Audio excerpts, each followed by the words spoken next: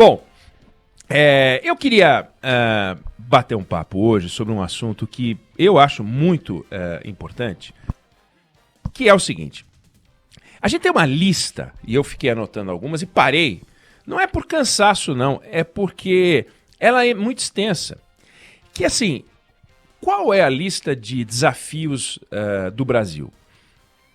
E quando eu falo a lista de desafios do Brasil, eu me refiro à lista de desafios que o Brasil tinha em 2018, quando teve a eleição de 2018, né? Em 2014, quando teve a eleição de 2014, em 2010, em 2006, 2002, a lista de desafios de um país, para que ele deixe de ser o país que era 4 anos antes, para que o Brasil de 2022 seja diferente do país de 2018.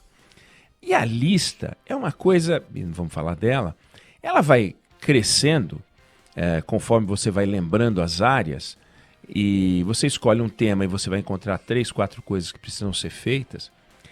E, no entanto, surge sempre algo muito importante e que é conjuntural, passageiro. Passageiro, às vezes, passageiro menos grave, às vezes passageiro mais grave. E nós estamos vivendo agora algo que é passageiro, claro que será passageiro, mas é muito grave, que é a pandemia. Não atacou só o Brasil, atacou o mundo. A crise financeira de 2008 atacou o mundo também, mas é completamente diferente nas consequências, no efeito. Mas naquele momento a gente não sabia o que era pandemia e surgiu uma crise em 2008 que atrasou o nosso enfrentamento da lista, e quando vem a pandemia, de novo, a lista fica um pouco de lado, e é de se perguntar por quê. É evidente que essa lista não envolve o ministro da Saúde, é evidente que essa lista não envolve os secretários da Saúde. Então, as estruturas necessárias para o combate à pandemia podem funcionar normalmente. Num país funcional, a gente conseguiria fazer 2 coisas ao mesmo tempo, 3 coisas ao mesmo tempo. Não é à toa que você pega e vê quantos ministérios tem o Brasil, são vários, quantos secretários tem nos estados, e são vários. Então não é possível imaginar que estão todos cuidando da Covid-19. E a gente nunca se prepara do jeito certo para poder dar o próximo passo. Então você veja, o nosso desafio no momento, obviamente, é conseguir atingir aquela taxa de vacinação mínima para que a sociedade possa ver a curva de contágio da Covid cair de forma expressiva, como caiu em vários países no mundo, com isso achatar, enquanto isso não acontece, achatar o congestionamento hospitalar para que a gente tenha UTI para os casos, os poucos casos graves, e não como está hoje. Hoje está uma coisa assintosa. Os hospitais em colapso, as vacinas chegando numa velocidade menor do que a que a gente gostaria, embora o ritmo de vacinação tenha melhorado, e melhorado muito. A gente conseguiu chegar à casa do 1 milhão de vacinas dadas num dia. A média ainda não é essa, porque a gente começou muito fraco, mas a gente ainda depende da chegada de vacinas. Não vamos chegar num patamar admirável em abril, não vamos chegar num patamar admirável em maio, é coisa para junho, julho. Então a gente tem aí 60 dias de problema no campo da vacina. Se a gente continuar a ter 60 dias de problema no campo hospitalar, olha, vai ser um caos indescritível. Então é preciso que as pessoas estejam ligadas, sim, às instruções bastante sensatas dos governadores, do ministro da Saúde, e vamos deixar de lado o Palácio do Planalto, vamos deixar de lado o Palácio da Alvorada, onde mora o presidente da República, o Planalto onde ele despacha, e vamos deixar de lado as coisas que ele fala sobre pandemia. Deixa de lado, é melhor não prestar atenção, porque toda vez que ele fala sobre esse assunto, ele fala coisas que não são razoáveis. Então, se a gente colocar a declaração dele na comparação com a declaração de outros, vai criar um conflito, esquece. É preciso que a gente saiba que, infelizmente, as ferramentas para segurar o congestionamento hospitalar são duras. Elas são desagradáveis, elas são pesadas, são custosas. E a gente vai vencer. A gente vai passar essa etapa. Se é junho, se é julho, a gente vai passar. Seguramente o segundo semestre vai ser melhor do que o primeiro semestre. Seguramente o ambiente no Brasil vai ser melhor. No entanto, a gente tem que saber que uma porcentagem não desprezível das pessoas que sobrevivem à Covid, que é a maioria, tem sequelas de alguma ordem, menor ou maior. Fica sem o paladar, fica sem o olfato, perde a memória em alguns casos, tem algumas consequências cuja duração é desconhecida, mas tem. Então, a Covid não é algo passageiro ao estilo de uma crise econômica, ela fica por aí, né? Além do que, a gente não sabe ainda quanto tempo dura a imunização das vacinas. A gente teve uma notícia muito boa da Pfizer, que passados 6 meses da produção, né, da inoculação da vacina, ela continua imunizando. Então, vamos saber daqui 3 meses se ela segurou a onda por 6 ou por 9. E para daí, fazendo esses testes regulares, a gente saber no final quanto tempo realmente dura a vacina. É 1 ano, 2 anos, 3 anos? Vamos descobrir. Mas passado esse momento desafiador, passado esse momento terrível, e a gente vai conviver com ele ainda por um bom tempo, né? Porque não vai zerar, a gente tem que olhar, sim, para os desafios do Brasil, que infelizmente, na eleição de 18, o debate ideológico foi tão forte, mas tão forte, mas tão forte, que ele encobriu a qualidade do debate. 2018 foi uma eleição em que a gente apostou no desconhecido. O eleitor brasileiro preferiu o enigma ao candidato conhecido. Candidato conhecido, que era um candidato do PT. Para que eu vou votar no PT se o PT produziu esses 14 anos de tragédia? Não vou nisso, eu vou nesse candidato desconhecido aqui. E agora o candidato conhecido é o presidente da República e ele tem demonstrado uma grande dificuldade de lidar com essa agenda. Não só ele, outros governadores brasileiros têm dificuldade e têm demonstrado uma dificuldade grande. Então, quando a gente pega, por exemplo, o primeiro conflito que há numa sociedade é o conflito entre o Estado e a sociedade.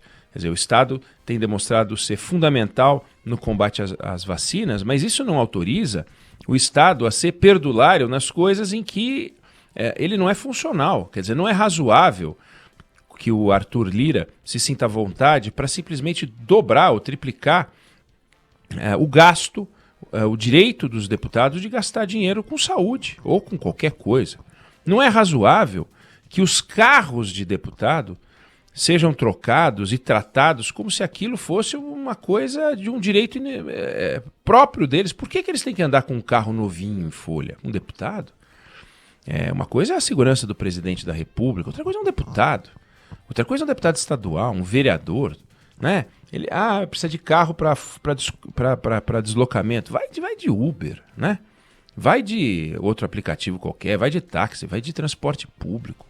Na Europa é comum você ver o parlamentar se deslocar de transporte público. Vai de transporte público.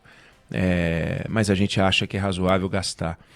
Os aumentos, a forma como a gente administra os aumentos, os benefícios no Poder Judiciário, aqueles pagamentos, vira e mexe noticiados aqui, né, Débora, de juízes que ganham 200, 300 mil reais num mês. Não, é que são direitos antigos. Mas por que esses direitos antigos existem? Né? Porque em algum momento eles eram direitos presentes, de agora. Então, quando você olha para o Estado não é funcional. Como é que a gente está enfrentando isso? Com uma reforma administrativa pífia, de 5ª categoria, modestíssima. E mesmo essa reforma administrativa não anda. Quando você olha para a nossa estrutura tributária, a nossa estrutura tributária é um nojo que pune os pobres. A estrutura tributária que pune quem produz. Quem produz tem que ficar escravo da Receita Federal, montando estruturas gigantescas. A própria Receita ela é organizada segundo essa burocracia, que nem tudo que está ali foi criação dos funcionários da Receita. É o aparelho do Estado buscando formas de arrancar dinheiro da sociedade para financiar essa máquina que eu descrevi há pouco, que não é nada funcional. Tá lá uma reforma tributária, e reforma tributária que vem sendo discutida há anos no Brasil, mas não vai, enrola e não sei o quê.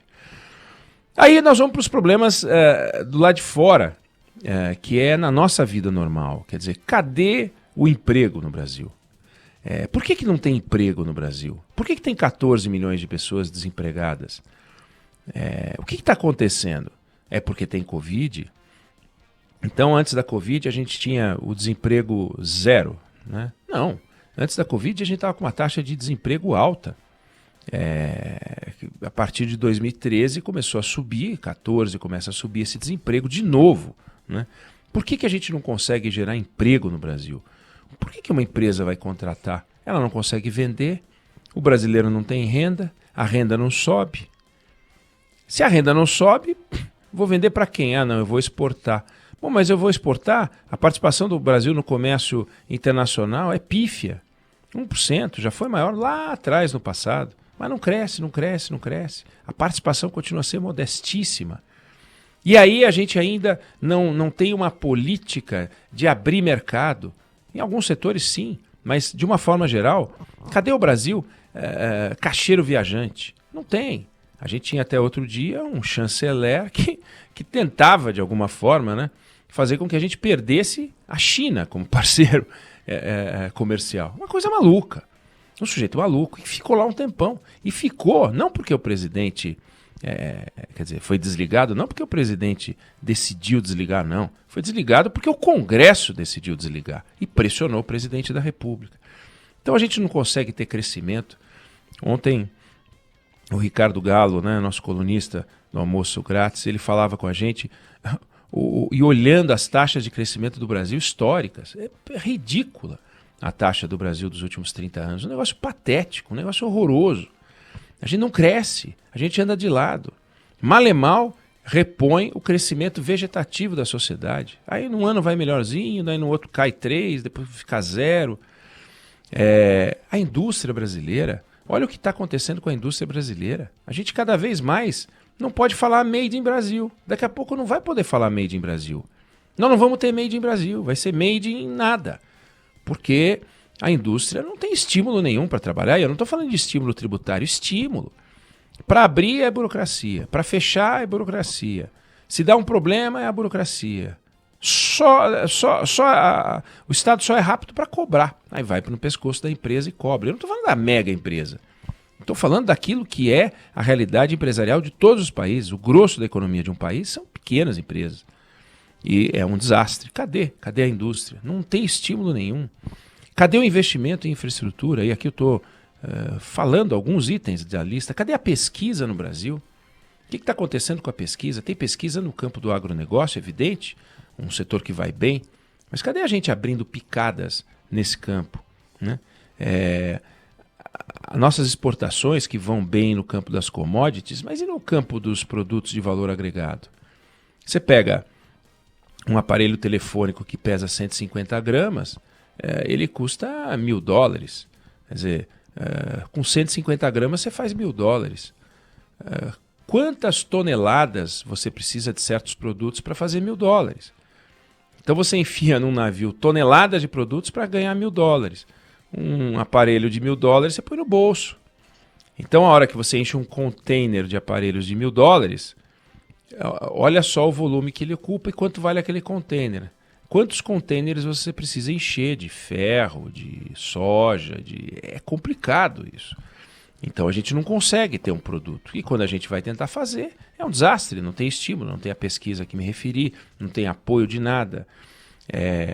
Quando a gente pega a abertura das fronteiras para a entrada de produto estrangeiro, as pessoas pensam que não pode porque vai entrar batata frita. Não esquece, tem que entrar maquinário da melhor qualidade para aumentar a produtividade das companhias.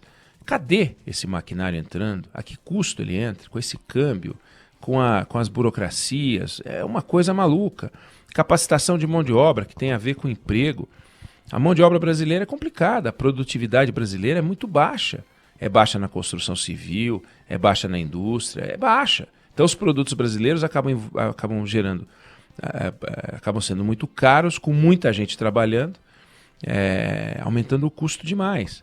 Não funciona. A distância entre os mais ricos e mais pobres só aumenta no Brasil, aumentando o contingente de pobreza, distribuição de renda. É um troço, o saneamento básico, aprovamos um marco regulatório novo. Cadê as mega transformações, né? Desenvolvimento em educação? Essa lista que eu fiz aqui, eu falei alguns 10, 12 itens, ela é essencial. Será que todo mundo no governo, será que todo mundo no Congresso só precisa falar de Covid? Todo mundo que tem que falar de Covid tem que falar de Covid. Mas será que é só Covid que tem?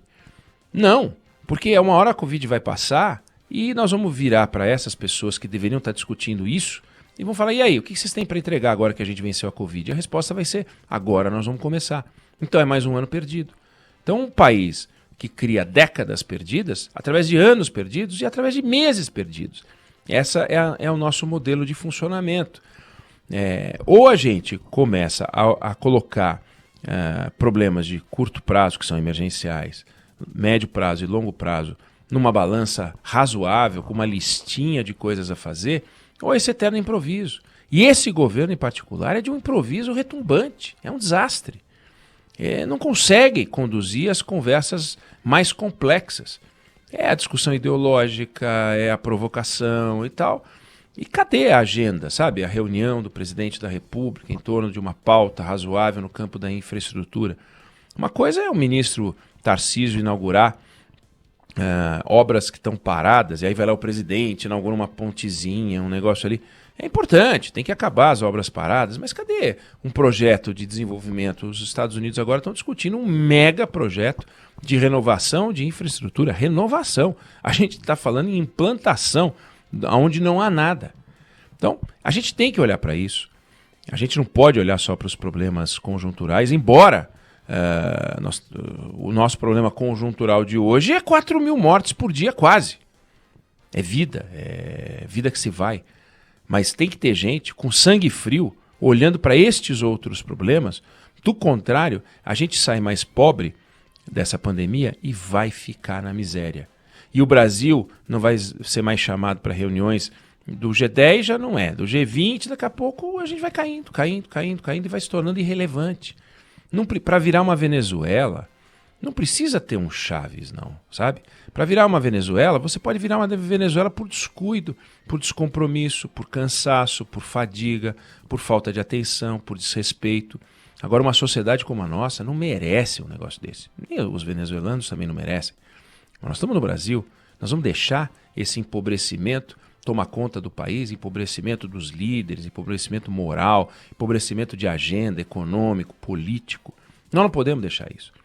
Nós temos que vencer essa pandemia, todos os esforços para isso, mas desculpa, tem muita gente que não está fazendo nada pela Covid, não precisa fazer nada pela Covid, a não ser tomar os próprios cuidados e dar o exemplo, e podia estar de olho nesse desenvolvimento. O Brasil precisa de progresso.